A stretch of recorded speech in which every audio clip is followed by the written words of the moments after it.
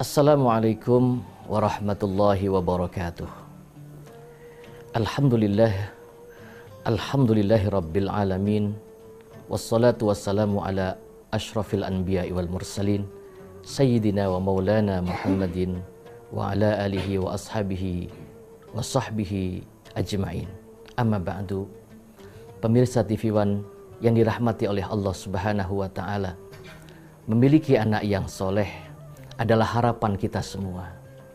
Karena memiliki anak yang soleh adalah merupakan investasi terbesar di dalam kehidupan kita. Maka digambarkan di dalam Al-Quran. Al-Quran yang merupakan ibrah, banyak memberikan amsal, contoh. Al-Quran memiliki 1000 ayat kisah.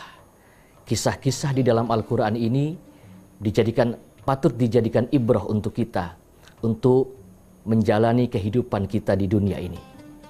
Pemirsa TV One yang dirahmati oleh Allah Subhanahu wa taala. Kita kenal dengan Nabiullah Ibrahim alaihissalam. Nabiullah Ibrahim alaihissalam ini disebut Abul Anbiya, bapaknya para nabi.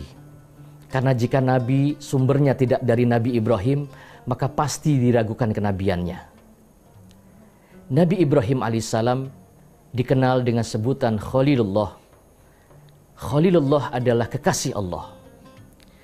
Khalilullah berasal dari kalimat takhalli. Takhalli ini adalah manusia yang cintanya mendarah daging kepada Allah.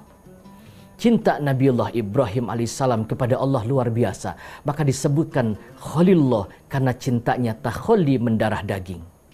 Tidak ada cinta yang lain yang mampu mengalahkan cinta Nabiullah Ibrahim kepada Allah Subhanahu wa taala. Cinta kepada anaknya tidak mampu mengalahkan cinta Nabiullah Ibrahim kepada Allah. Cinta kepada istrinya tidak mampu mengalahkan cinta Nabiullah Ibrahim kepada Allah. Bahkan cinta terhadap apapun tidak mampu mengalahkan cinta Nabiullah Ibrahim kepada Allah Subhanahu wa taala. Maka disebut dengan takhalli, orang yang cintanya mendarah daging kepada Allah Subhanahu wa taala. Maka ketika Allah menguji Nabiullah Ibrahim alaihissalam, "Ya Ibrahim, sembelih anakmu Ismail," maka dilaksanakan oleh Nabiullah Ibrahim alaihissalam sebagai bentuk ketaatan dan kecintaannya hanya kepada Allah Subhanahu wa taala. Pemirsa TV One yang dirahmati oleh Allah Subhanahu wa taala. Nabiullah Ibrahim di dalam hidupnya selalu berdoa bermohon kepada Allah.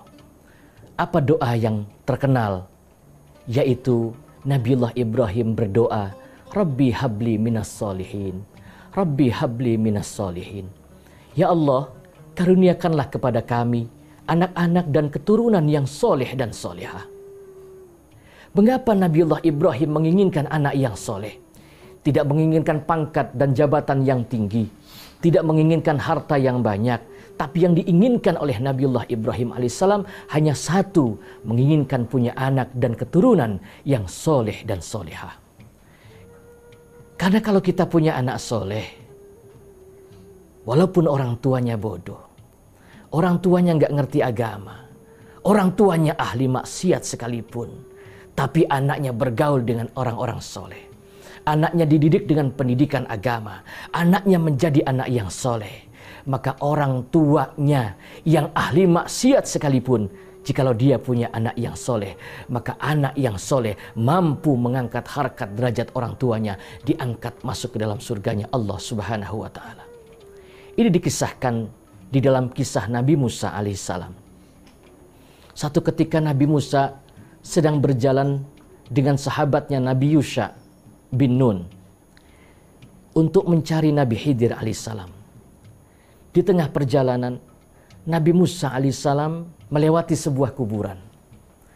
Begitu lewat kuburan, Nabi Musa mendengar di dalam kuburan ada suara orang yang sedang disiksa oleh Allah. Di dalam kuburan ada suara orang yang diadab oleh Allah. Nabi Musa tidak terlalu peduli dengan orang itu, lalu melanjutkan perjalanan.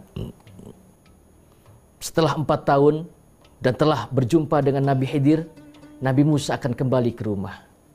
Kebetulan melewati jalan yang sama dan melewati kuburan yang sama.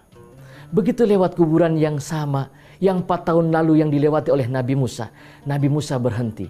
Mengapa? Karena Nabi Musa tidak lagi mendengar di dalam kuburan itu suara orang yang menjerit karena disiksa. Nabi Musa berhenti. Nabi Musa bertanya kepada sahabatnya, "Wahai Yusha," "Iya ya Musa." "Bukankah 4 tahun kita lewat jalan ini?" "Betul ya Musa." "Bukankah 4 tahun kita lewat kuburan ini?" "Betul. Dan kita mendengar di dalam kuburan ini ada suara orang yang sedang diazab oleh Allah, disiksa. Tapi mengapa sekarang tidak ada?" Pemirsa, Nabi Musa ini disebut dengan kalimullah. Seorang nabi yang bisa berkata-kata dengan Allah. Nabi yang bisa bicara dengan Allah. Bahkan saking manjanya Nabi Musa kepada Allah, sampai ketika Nabi Musa sakit gigi saja, lapor kepada Allah. Nabi Musa minta kepada Allah, "Ya Allah, aku sakit gigi, aku minta obatnya." Saya datang ke wilayah Syria. Di sana ada beberapa rumput yang konon katanya dijadikan oleh Nabi Musa alaihissalam ketika untuk mengobati giginya. Pemirsa TV One yang dirahmati oleh Allah Subhanahu wa taala. Maka Nabi Musa minta kepada Allah. Apa yang diminta oleh Nabi Musa alaihissalam? "Ya Allah, aku minta agar Engkau membukakan kuburan ini, agar aku diperlihatkan apa yang terjadi di dalam kuburan ini. Karena 4 tahun yang lalu aku mendengar orang yang di dalam kuburan ini disiksa, diadab, menjerit, tapi sekarang tiada lagi. Aku ingin tahu apa yang terjadi di dalam kuburan ini." Maka doa dan permintaan Nabi Musa alaihissalam dikabulkan oleh Allah Subhanahu wa taala. Dibukalah kuburan itu. Hadirin pemirsa TV One yang dirahmati oleh Allah, apa yang terjadi? Begitu Nabi Musa melihat di dalam kuburan, ternyata orangnya sedang duduk, banyak mendapatkan nikmat-nikmat di dalam kubur. Sedang duduk banyak makanan-makanan dan mendapatkan kenikmatan-kenikmatan dari Allah. Sehingga Nabi Musa bertanya kepada orang yang ada di dalam kubur itu, "Wahai orang yang ada di dalam kubur, amalan apa yang engkau lakukan sehingga engkau mendapatkan kenikmatan-kenikmatan kubur dari Allah? Bukankah 4 tahun yang lalu aku lewat kuburan ini, aku mendengar engkau sedang disiksa dan diazab oleh Allah?" Orang yang ada di dalam kuburan itu, pemirsa, menjawab kepada Nabi Musa sambil menangis. Apa jawabannya? "Pantas ya Nabi Musa.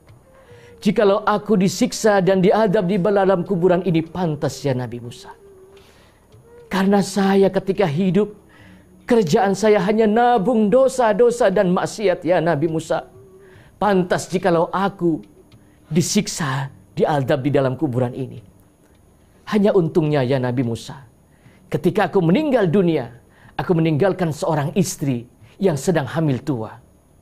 Untungnya ya Nabi Musa, istriku wanita yang solihah.